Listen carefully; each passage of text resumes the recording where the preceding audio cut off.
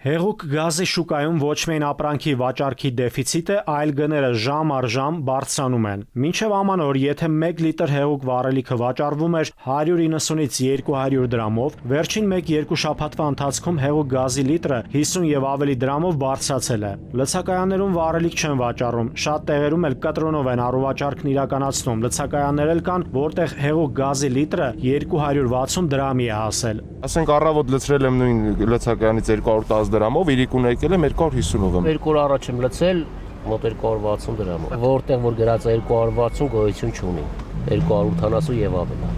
Տեղեր կա, որ չել վաճառում, դեֆիցիտ է։ Դեֆիցիտ է, գազ 1000-ից մի տեղ կա։ Վերև 280-ա, բայց ոնց որ էլի չկա։ Ինչու է հեղուկ գազի վառելիքի շուկայում նման իրավիճակ ստեղծվել։ Ինչու է այս վառելիքը թանկացել։ Հեղուկ գազի վաճառքի կենտրոններից տեղեկացին, որ վառելիքի դեֆիցիտի պատճառը նախ վերին Լարսում ստեղծված իրավիճակով է պայմանավորված։ Այս պահին էլ չկա, միգուցե մոտենակ դեռ չեն կարգավորել։ Խնդիրը ո՞րն է, որ չկա։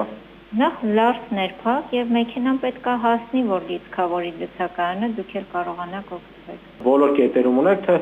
մենակ Աբովյանն է։ Իրանում վերջին 20 օրվա ընթացքում լարված իրավիճակը եւս իր բացասական ազդեցությունն է թողել այդ երկրից հեղուկ վառելիքի Հայաստան ներմուծման առումով։ Իրանում արգելված է որոշ ապրանքների, այդ թվում վառելիքի ներմուծումը Հայաստան։ Սովորաբար ձմռան ամիսներին սկսում ենք Իրանից բերել, բայց հիմա խառը վիճակը այնտեղ դադարեցված է արտահանումները, մենք մնացել ենք Ռուսաստանից եկող դանդաղով մատակարարումների հյուսին։ Հեղուկ գազի վաճառքով զբաղվող տնտեսվարողներ էլ կան, որ շուկայում ապրանքի դեֆիցիտային իրավիճակից օգտվելով վառելիքի գինը անտրամաբանական բարձրացնում են։ Մրցակցության եւ սպառողների շահերի պաշտպանության հանձնաժողով այստեղ անելիք չունի։ Դիքի չարաշահման դեպքեր կան, 100-ից 1-2-ը, որոնք ստեղ ունեն իրենց գազապայեստարանները, դառնում են այսպես գերիշխող դիկ ունեցող։ Հայաստանում հեղուկ գազ պայեստավորման կարողություններ քիչ կան։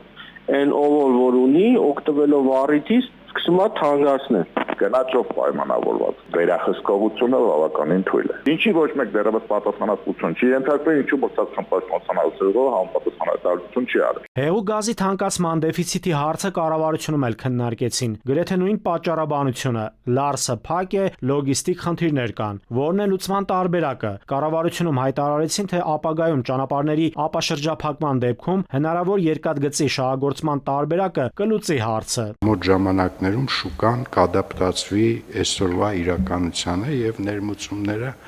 իրականացվեն շատ ավելի սիստեմատիկ ու ճիշտ տրանսպորտային ուղով։ Դա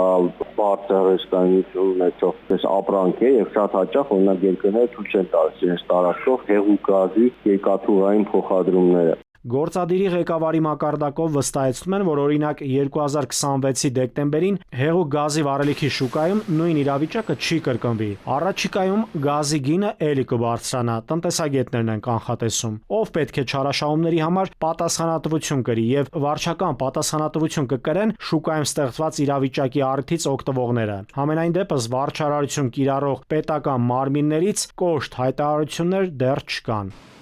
Նաիրի Մուրադյան, ժամը լրատվական։